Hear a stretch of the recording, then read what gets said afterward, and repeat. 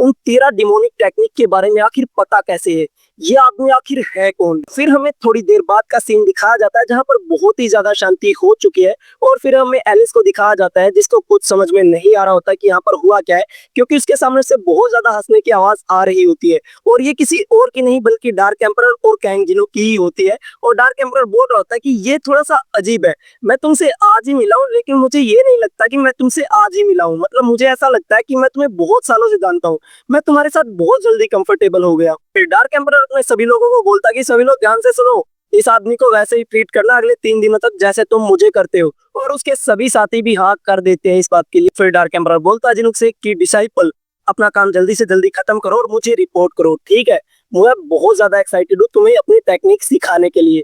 और फिर वो बोलता है हंसते हुए जिनुक की पीठ को थपथपाते हुए कि मुझे बहुत ज्यादा हैरानी होगी अगर मैंने मरने से पहले वो 13 की 13 टेक्निक मास्टर कर ली तो, लेकिन जबकि तुम मेरे साथ हो अब, जिसने ये टेक्निक मेरी टेक्निक अपने आप से ही सीख ली है बिना किसी मदद के, तो मुझे लगता है कि अब ये पॉसिबल हो सकता है हमारे लिए। और फिर डार्क एम्परर कैंग जिंगुक के गाल को खींचते हुए बोलता है कि तुम इतने टाइम से आखिर कहाँ पर छिपे हुए थे यू अडोरेबल थिंग। और हम लोग देखते कि वो लियांग अपने मन में सोच रहे होते हैं कि कैंग जिंगुक, मैं तुमसे नफरत करने लग गई थी जब तुमने मुझसे ये झूठ बोला था कि तुम डार्क एम्परर के डिसाइपल हो, लेकिन देखो तो अब तो तुम सच में उनके डिसाइपल बन गए हो। और फिर वो लियांग वही सीन को याद करने लग जाती है जहां पर जिनुक अपनी लास्ट विश बता रहा होता है डार्क एम्परर को कि उसको वो लियांग चाहिए। और ये बात सोचकर वो लियांग मुस्कुराने लग जाती है अपने मन में और बोलते कि तुम तो बहुत ही ज्यादा कमाल के लड़के हो कैंग जिनुक। और फिर वो बोलते कि मैं तुम्हारे साथ काम करने के लिए बहुत ज्यादा खुश और एक्साइटेड हूँ। लेकिन फिर हमें पॉइंट ऑफ व्यू दिखाया जाता है बिक्सा का, जिसको बहुत ही ज्यादा बेइज्जती महसूस हो रही होती है और वो अपने मन में सोच रहा होता है कि ना कि सिर्फ इसने हमारी बेइज्जती की हमारे मास्टर के सामने हमें हरा के, बल्कि अब हमें इसे सर्व भी करना होगा एज अ मास्टर। और फिर वो लियांग बोलते कि अरे इतना भी ज्यादा गुस्सा मत हो यार, ये दिखने में भला ही बुरा हो लेकिन ये अपने लोगों का बहुत अच्छे से ध्यान रखता है। तो फिर एलिस वो लियांग और बिक्सा की तरफ देखते हुए अपने मन में सोचने लग जाते कि अच्छा तो इसलिए इसने किसी को मारने के लिए मना किया था। और जिनुक बोलता है कि अरे हाँ यार ये बहुत अच्छा होगा कि हमारे पास और भी एलाई हो, क्योंकि अभी हम जायंट के किले पर हमला करने वाले हैं। और एलिस बोलती है जिनुक से कि ये जायंट का किला आखिर चीज क्या है, तुम बताओ जिसके लिए हम इतनी तैयारी कर रहे हो है क्या। और जिनुक बोलता है कि जैसा कि तुम देख सकती हो, और हम लोग देखते हैं कि उनके सामने एक जायंट का किला आ चुका है। फिर हमें दिखाया जाता है जायंट फोर्ट्रेस का वेस्ट गेट, जिसके ऊपर कोई हमला कर रहा होता है लेकिन उनके हमले के बावजूद उस किले के ऊपर एक भी स्क्रैच नहीं आता। और वो यही बात सोच रहे होते कि ऑर्डिनरी मैजिक से इस किले का हम कुछ नहीं बिगाड़ सकते। और तभी हम लोग को दिखाया जाता है काउंट होबर, जो कि आर्मी जनरल है ऑफ इंपीरियल पैलेस का, और वो बोलता है कि अब हमारे पास कोई और चॉइस नहीं है, हमें ये करना ही होगा। और फिर हम लोग देखते कि उनकी आर्मी के कुछ मेज अपने सिपाहियों के ऊपर एक बैरियर रेजिस्टेंस की स्पेल लगा देते हैं और फिर अपनी फर्स्ट लाइनअप को आगे बढ़ने का बोल देते हैं। और वो सैनिक भी अपने राजा की जय करते हुए उस किले के बैरियर की तरफ बढ़ने लग जाते हैं, क्योंकि उनके शरीर के ऊपर इस टाइम पर बैरियर रेजिस्टेंस स्पेल है। और जैसे ही वो उसके अंदर एंटर करते हैं उस किले का जो बैरियर है वो और भी ज्यादा तेजी से एनहेंस होने लग जाता है और उन लोगों के ऊपर दबाव बनाने लग जाता है। और वो सैनिक यही सोच रहे होते हैं कि जल्दी करो, हमें जल्दी से जल्दी भागना होगा, हमारी स्पेल खत्म होने से पहले हमें ये बैरियर पार करके अंदर जाना ही होगा, जल्दी करो। और वो लोग भागने लग जाते हैं अंदर की तरफ। इन जैसे ही वो लोग रास्ते में होते हैं उनका जो रेजिस्टेंस बैरियर है वो डीएक्टिवेट हो जाता है और उन सभी की बॉडी को डैमेज करने लग जाता है उस किले का बैरियर। लेकिन कैसे भी करके हम लोग देखते हैं कि एक बंदा जिंदा अंदर की तरफ चला जाता है, बाकी सभी मर जाते हैं। और ये सब कुछ होता हुआ हमारा जनरल काउंट होबर भी देख रहा होता है और वो सोचने लग जाता है कि शिट यार, हमारे एम्पायर के सबसे ग्रेट मेज का रेजिस्टेंस बैरियर भी 3 सेकंड से ज्यादा नहीं टिक रहा है, आखिरकार हम इस किले को कैसे जीतेंगे। और हम लोग देखते हैं कि जो बंदा अंदर जिंदा पहुंचा होता है उसके सामने एक जायंट खड़ा होता है बहुत ही बड़ा हथौड़ा लेकर, और वो बोलता है कि पिद्दी इंसान, तो तुम अंदर आ गए, कितनी गलत बात है ये। और वो ये बोलकर उस आदमी के ऊपर हथौड़े से हमला कर देता है और उस आदमी को वहीं के वहीं मार देता है। हम लोग वो बताया जाता है कि जो जायंट है वो वर्ल्ड ट्री के डांस मैजिक की वजह से पैदा हुए हैं और ये बहुत ही ज्यादा इम्यून है कर्स से, और ये बहुत ही ज्यादा बड़े और स्ट्रोंग भी होते हैं। और वो अपने आप को बहुत ही ज्यादा स्पेशल मानते हैं क्योंकि वो वर्ल्ड ट्री मैजिक से बने हैं।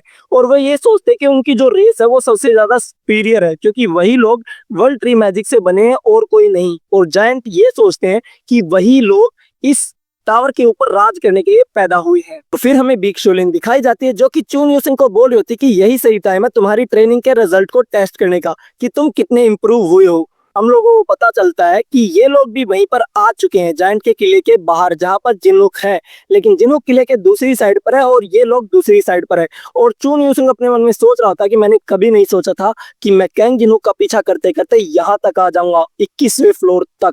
लेकिन तभी हम लोग देखते हैं कि यूसुंग को कोई आवाज लगाता कि ओए तुम कौन हो, और वो यूसुंग को देखकर बोलता कि अच्छा तो तुमने भी मार्शल आर्ट वर्ल्ड को ज्वाइन कर लिया। और चून यूसुंग उसकी तरफ देखते हुए बोलता कि ये आदमी है कौन, मैंने इसको कहीं तो देखा है। फिर वो अपने मन में सोचता और वो बोलता है कि ये तो यार ये तो फॉर्मर लीडर है ना एशियन गिल्ड का, ये यहाँ पर क्या कर रहा है, ये तो बहुत सालों पहले मिसिंग हो गया था और अब ये मार्शल आर्ट वर्ल्ड ज्वाइन कर रखा है, यहाँ पर हो क्या रहा है। फिर बिग शोलिन बोलते कि चलो तुम दोनों पहले एक दूसरे को जानते हो तो मुझे नहीं लगता कि इंट्रोडक्शन करवाना नेसेसरी है, तो चलो फिर अपनी फोर्सेस को ज्वाइन करते हैं और इस जायंट के किले को जीत लेते हैं। और फिर बिग शोलिन जिनुक से ये मेरा मतलब यूसुंग से बोलती है कि मैं तुमसे बहुत अच्छे रिजल्ट एक्सपेक्ट कर रही हूँ। और यूसुंग सोचता है कि यार ये मैं कहाँ पर फंस गया।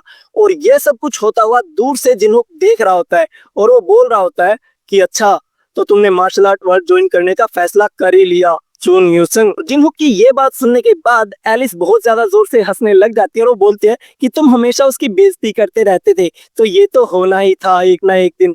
और वो कुछ ज्यादा ही हंस रही होती है, लेकिन अगले सीन में वो देखती है कि वो अंगूठी के अंदर आ चुकी है और एलिस को भी पता है कि अब क्या होने वाला है। और जिनहुक बोलता है कि क्या मैं उसको हरास करता रहता हूँ, ये मैंने कब किया। और एलिस बोलती है अंगूठी के अंदर से नहीं नहीं मेरा वो मतलब नहीं था, नहीं रुक जाओ प्लीज। लेकिन हम लोग देखते हैं कि जिनहुक उस अंगूठी को बहुत ही ज्यादा तेजी से जोर जोर से घुमाने लग जाता है और उसके ऐसे अंगूठी घुमाता हुआ देखकर बिक्सा बोलता है कि वोलियंग तुम तो बोल रही थी कि ये अपने लोगों का बहुत अच्छे से ख्याल रखता है, लेकिन मुझे तो ये कहीं पे भी अच्छा नहीं दिख रहा। फिर जिनहुक वोलियंग को बोलता है वोलियंग, और वोलियंग भी जवाब देती है यस माय लॉर्ड। और फिर जिनहुक बोलता है कि मेरे पास तुम्हारे लिए बहुत ही अच्छा इंपॉर्टेंट टास्क है। और हम लोग देखते हैं कि एलिस को बहुत ज्यादा चक्कर आ रहे होते हैं उस अंगूठी घुमाने की वजह से और बेचारी खड़ी भी नहीं हो पा रही। लेकिन तभी सीन शिफ्ट होता है और हमें टेंट दिखाया जाता है जिसके अंदर लाइट जल रही होती है और जिसके अंदर यूसुंग कुछ मेडिटेशन टाइप कर रहा होता है अपनी तलवार को हाथ में पकड़े हुए। लेकिन वो कुछ नोटिस कर लेता है और वो बोलता है कि मुझे पता है तुम यहीं पर हो तो बाहर आ जाओ, छुपने की कोई जरूरत नहीं है। और हम लोग देखते हैं कि शैडो से बाहर निकल के आती है वोलियन जो कि बोलती है यूसुंग को कि अपना गार्ड अप करने की कोई जरूरत नहीं है, मैं सिर्फ यहाँ पर आपका एक मैसेज डिलीवर करने आई हूँ। और यूसुंग भी उस लड़के को देखते ही पहचान जाता है कि ये तो वही लड़की है जिसने उसकी मदद की थी 11th और 12th फ्लोर को क्लियर करने में। और वो बोलता भी है कि तुम तो वही हो ना जिसने हमारी मदद की थी वो फ्लोर क्लियर करने में, तुम यहाँ पर क्या कर रही हो। और वोलियंग बोलते कि जबकि आपको मेरे मालिक की मतलब या फिर मेरे लॉर्ड की आइडेंटिटी के बारे में पता है तो इसका मतलब ये है कि वो आपको एक फ्रेंड मानते हैं, मतलब ये अननोन की आइडेंटिटी की बात कर रही है।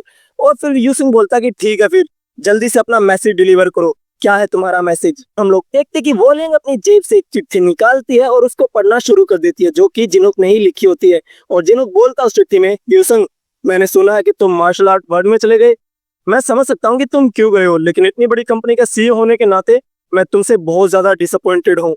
तो तुम ये करना कि जब तुम वापस आओ तो मार्शल आर्ट वर्ल्ड से थोड़ी बहुत इन्फॉर्मेशन लेकर आना और मैं तुम्हें थोड़ी सी पनिशमेंट देकर ही छोड़ दूंगा। अगर तुमने ऐसा नहीं किया तो मैं टेरेसा को बता दूंगा कि तुमने हमें सच में धोखा दे दिया है। और जैसा कि तुम जानते ही हो यूरोप में जो आउटब्रेक हुआ था उसके पीछे भी मार्शल आर्ट वर्ल्ड ही था। और यूसिंग बोलता कि हाँ, क्या बस इतना ही लिखा उस चिट्ठी में। और वोलियंग बोलती है नहीं सर इसमें बहुत सारा लिखा हुआ है, लेकिन मैं सोचती हूँ कि लास्ट का पार्ट ना ही पढ़ूं तो अच्छा है। और यूसिंग बोलता है कि नहीं जैसा लिखा गया उसमें वैसा का वैसा ही पढ़ो। और हम लोगों को दिखाया जाता है जिनुक को और जिनुक बोलता है कि तुमने जो क्राइम करके मुझे एनॉय किया है उसके लिए मैं तुम्हें सियोल के बीचों बीच नंगा करके उल्टा टांगने वाला हूँ। और हाँ पुराने टाइम की वजह से क्योंकि तुमने पुराने टाइम में मेरा बहुत साथ दिया है तो मैं तुम्हें एक चड्डी पहनने का मौका दूंगा, बस इतना ही। ये था तुम्हारे फॉरएवर ब्रदर कैंग जिनुक की तरफ से तुम्हारे लिए एक लेटर। जिनुक की ये वाली बात सुनने के बाद यूसुंग बहुत ज्यादा गुस्सा हो जाता है और वो अपने मन में सोचने लग जाता है कि अब तो मेरे पास एक और रीजन हो गया उस कमीने को मौत के घाट उतारने का। और वोलियन भी अपने मन में सोच रहे होते कि हाँ माय लॉर्ड आपको इतना ज्यादा उल्टा नहीं बोलना चाहिए था यूसुंग को।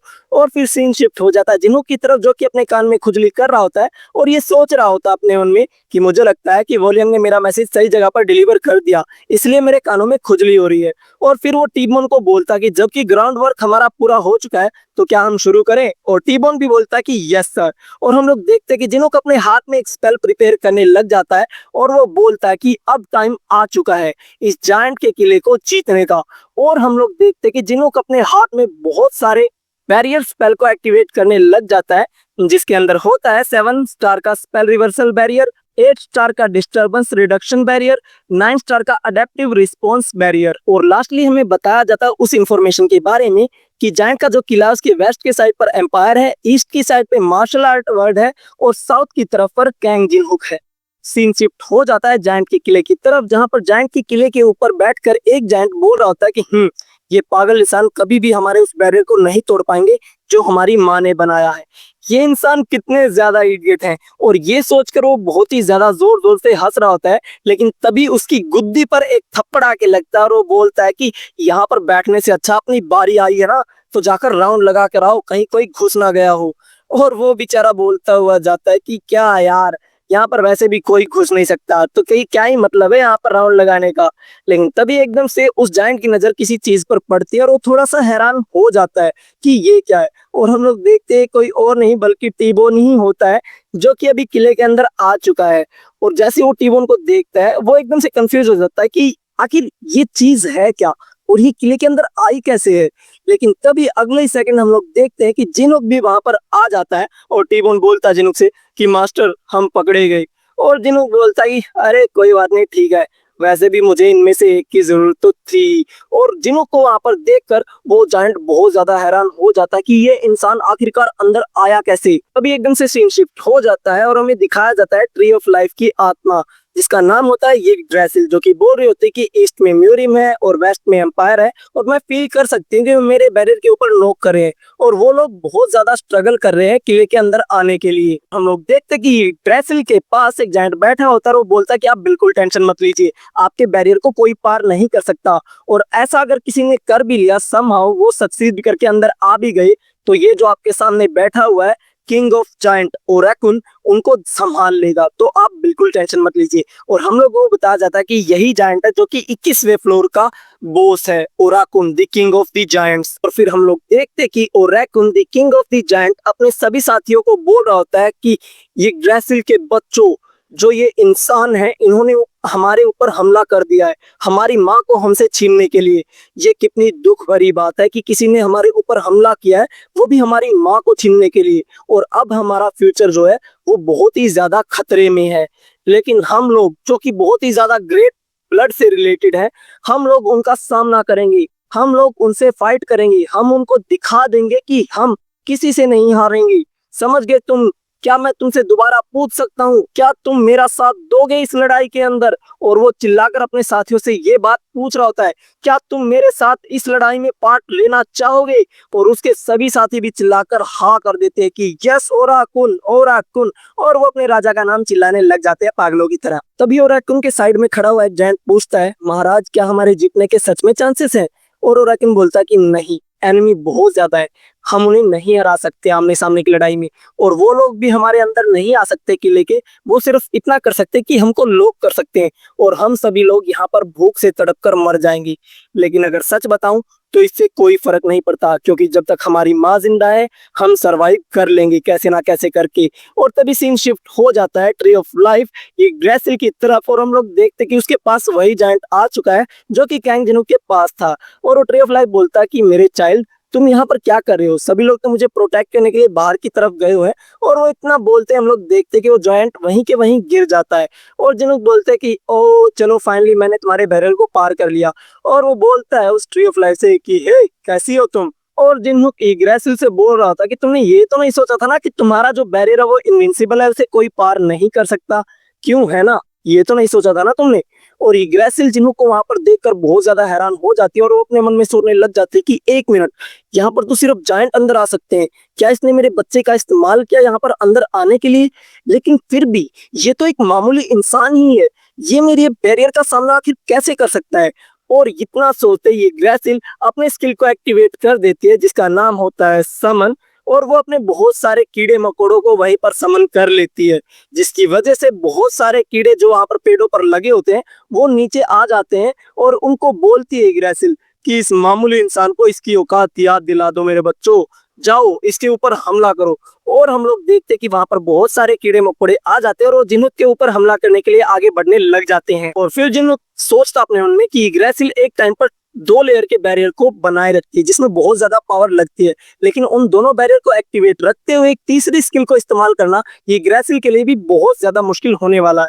इसका प्लान तो ये होता है कि अगर कोई बाहर से इसके बैरियर को तोड़कर अंदर आ जाएगा तो ये अंदर वाले बैरियर को इतना मजबूत बना लेगी कि कोई अंदर ना आ पाए। लेकिन जबकि मैंने किसी बैरियर को तोड़ा ही नहीं है, बिना बैरियर को तोड़े हुए मैं अंदर आ चुका हूँ और बाहर वाले बैरियर के ऊपर कंटिन्यूअसली अटैक कर रहे हैं म्यूरिम और एम्पायर के लोग, तो इसका मतलब ये है कि इसको मुझसे फाइट करने के लिए किसी ना किसी एक बैरियर को तो डीएक्टिवेट करना ही होगा। और फिर जिन्होंने अपनी फायर स्किल को एक्टिवेट करके उन सभी कीड़ों के ऊपर हमला करना शुरू कर देता है और वो बोलता है यग्रासिल से कि अपनी चॉइस बनाओ यग्रासिल, तुम क्या करने वाली हो? क्या तुम बाहर वाली दीवार पे जो बैरियर है उसको डीएक्टिवेट करके सभी एनिमीज को फोर्ट्रेस के अंदर आने दोगी, या फिर तुम अंदर वाले बैरियर को डीएक्टिवेट करके मेरे हाथों मरना पसंद करोगी?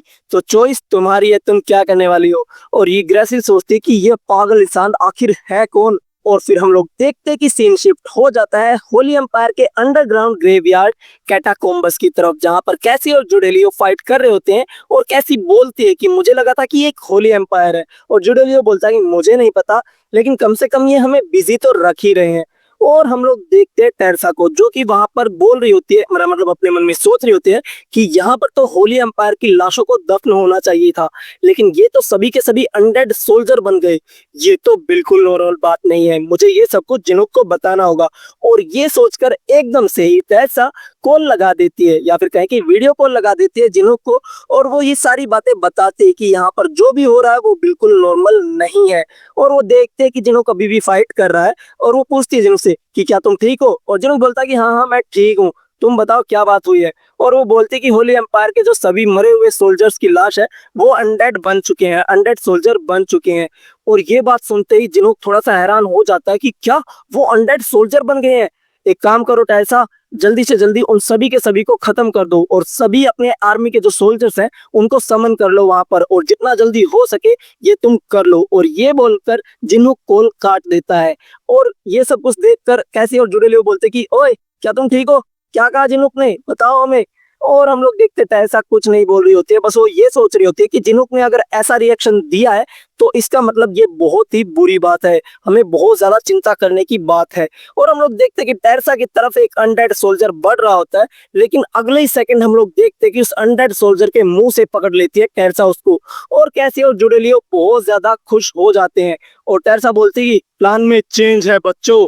और हम लोग देखते हैं कोई और नहीं बल्कि ब्लैक टेरसा ही होती है, जो कि बोलते हैं उन सभी से कि मैं यहाँ पर मौजूद सारी की सारी डार्क एनर्जी को अब अब्सॉर्ब करने वाली हूँ, तो तुम लोग यहाँ से जितनी जल्दी हो जाए निकल जाओ, समझ गए तुम लोग। और हम लोग देखते हैं अब सीन वापिस से शिफ्ट हो जाता है कैंग जिनो की तरफ, जहां पर अभी भी वो उन कीड़ों के साथ लड़ाई कर रहा होता है। और ये ग्रेसिल उसको देखकर बोल रही होती है, या फिर कहें कि सोच रही होती है अपने मन में कि ये कौन है, ये आदमी तो बहुत ज्यादा पावरफुल है, ये मेरे इंसेक्ट सोल्जर को बिल्कुल आसानी से हरा रहा है, आखिर ये आदमी है कौन।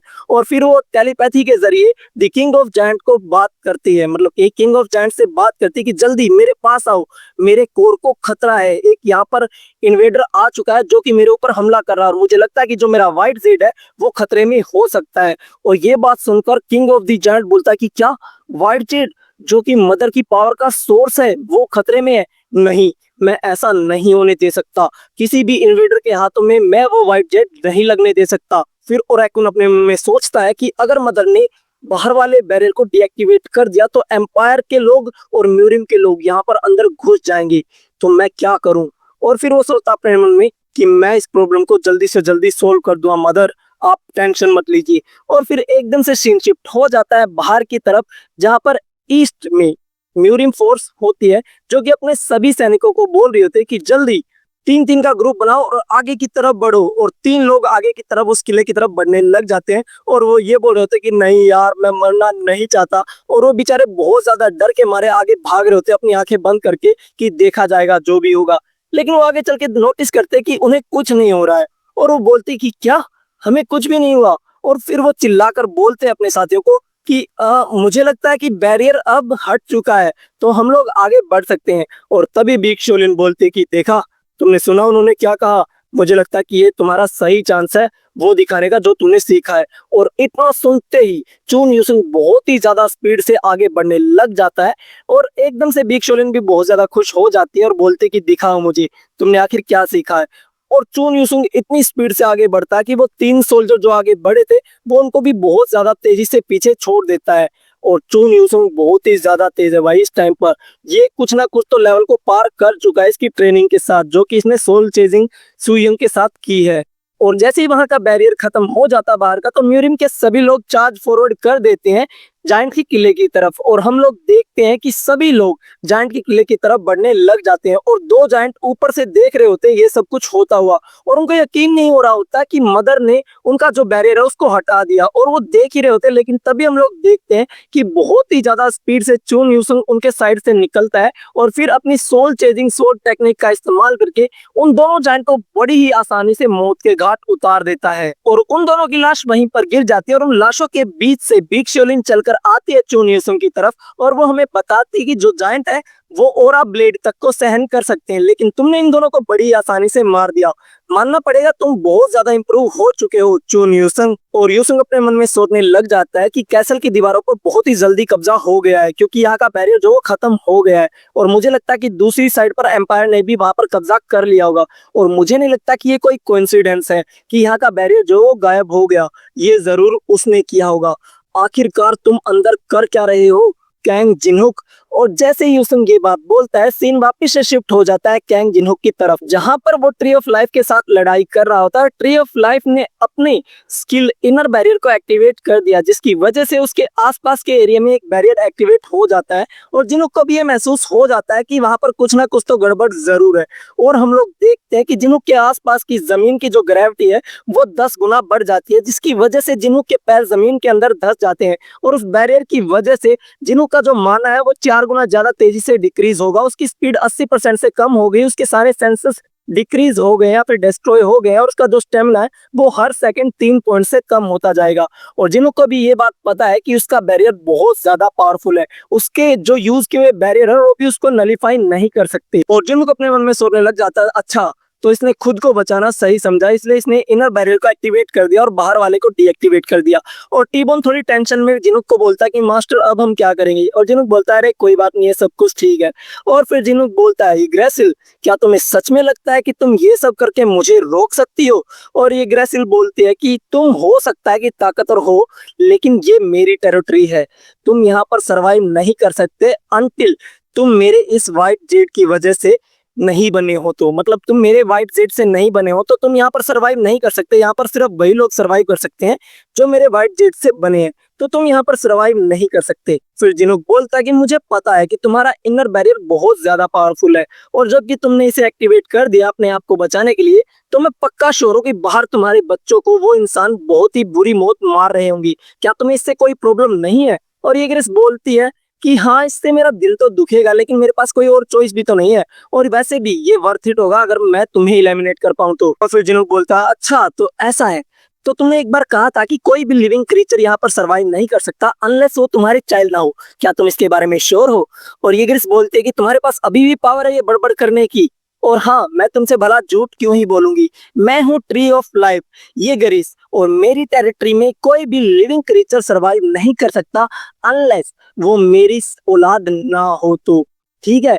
और ये बात सुनने के बाद जिन्हों एकदम से स्माइल करता और बोलता है कि आई लाइक दैट आंसर। और हम लोगों को पता चलता है कि जिन्हों ये सवाल इसलिए पूछ रहा है क्योंकि उसने अपनी स्किल एक्टिवेट कर रखी थी जजमेंट ऑफ एनिमस। और इस स्किल के बारे में आप लोगों को पता ही है कि जिन्हों को 3 सवाल पूछने होते हैं और अगर अपोनेंट तीनों का जवाब दे देता है तो उसके सभी स्टैट 50% से डिक्रीज हो जाते हैं और उसकी सारी स्किल 1 मिनट के लिए ब्लॉक हो जाती है।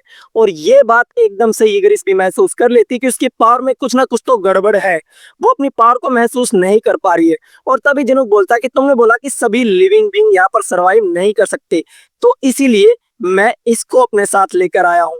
और वो टी-बोन को आगे कर देता है और ये बोलता है कि क्योंकि ये पहले से ही मरा हुआ है तो तुम्हारे टेरिटरी का इसके ऊपर कोई भी फर्क नहीं पड़ेगा।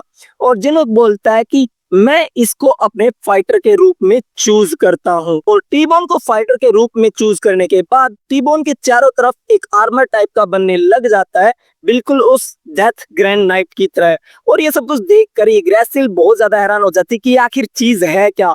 और हम लोगों को पता चलता है कि टी-बोन अब ग्रैंड डेथ नाइट बन चुका है और उसके पास एक पूरा हल्क बस्टर टाइप का आर्मर आ चुका है जिसको वो कंट्रोल कर सकता है। फिर जिनहुक टी-बोन को बोलता है कि टी-बोन सुनो, और टी-बोन बोलता है यस मास्टर।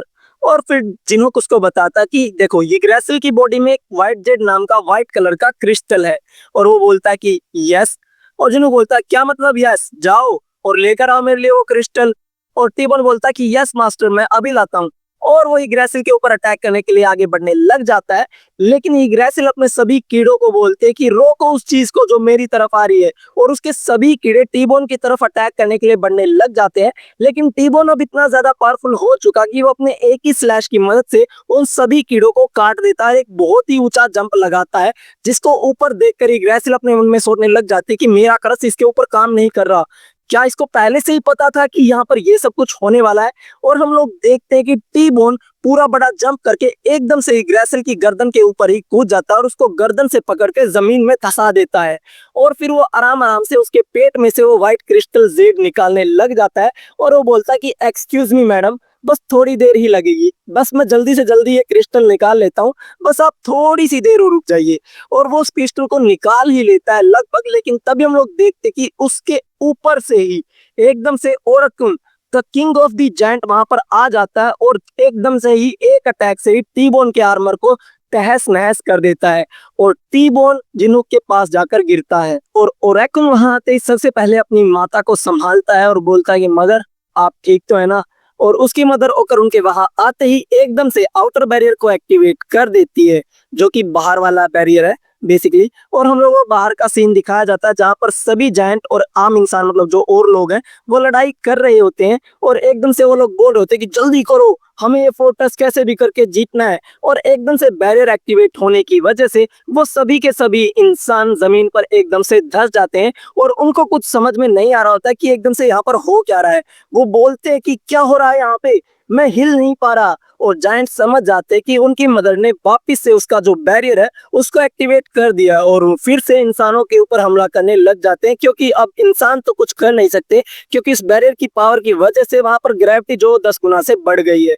लेकिन अब सीन अंदर की तरफ शिफ्ट होता है तो हमें पता लगता है कि जिन्हों अपने हाथ पांव हिला सकता है और जिन्हों अपने मन में सोचता है कि एक मिनट, क्या इसने इनर बैरियर को डीएक्टिवेट कर दिया। फिर जिन्हों अपने मन में सोचने लग जाता है कि इसका मतलब तो यही हुआ कि जैसे ही ओकरुन यहाँ पर पहुंचा उसने बाहर वाले बैरियर को रीएक्टिवेट कर दिया। लेकिन बैरियर को ऐसे चेंज करने में तो बहुत ज्यादा एनर्जी लगती होगी।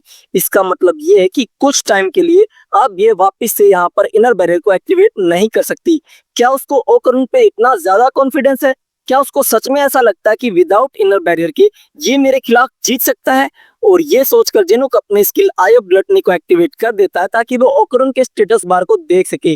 और वो बाद में ओकरुन के स्टेटस बार को देख भी लेता है जिसमें उसकी एज वगैरह वगैरह डिटेल सारी लिखी होती है। और उसके डिस्क्रिप्शन में ये लिखा होता है कि ओकरुन बिलीव करता है कि इग्रासिल के जो जायंट है उसको वर्ल्ड को डोमिनेट करना चाहिए। अगर तुम उससे प्रॉमिस करो कि तुम उसकी काइंड को आगे बढ़ने दोगे तो एक स्पेशल रिवॉर्ड बढ़ने के जो चांसेस हैं वो इंक्रीज हो जाएंगे। और उसकी कॉपी कंडीशन में ये लिखा होता है कि जो जायंट है वो स्ट्रेंथ और फिजिकल पावर की पूजा करते हैं। अगर तुम उसको ओवर पावर कर पाए बिना किसी वेपन का इस्तेमाल किए तो हो सकता है कि तुम उसकी कोई भी एक स्किल को कॉपी कर पाओ। टी-बोन बोलता जिनुक से कि मास्टर, मैं इससे अपना बदला लेकर रहूंगा। और जिनुक बोलता कि नहीं टी-बोन, ये मेरा है, इससे तुम दूर ही रहो। और अब हमें जायंट के किले के बाहर का सीन दिखाया जाता है जहां पर कोई बात कर रहा होता है कि म्यूरिम और एम्पायर दोनों ही अंदर चले गए हैं गेट के। और मुझे लगता है कि अब वो बैरियर की वजह से डोमिनेट हो रहे हैं अंदर। और ये और कोई नहीं बल्कि डिमोनिक ह्यूमन एसोसिएशन के लोग ही होते हैं जिसके पास वीडियो कॉल आई हुई होती है गवान की, जो पूछ रहा होता है कि हमारा रिचुअल कैसा चल रहा है। और वे बोलते कि हम यहाँ पर डन हो ही चुके हैं, हम यहाँ से निकल ही रहे हैं। फिर वो आदमी बोलता है कि जो 15वें फ्लोर पर टॉप सीक्रेट रूम है वो अभी तक खुला नहीं है, लेकिन जो 4 के 4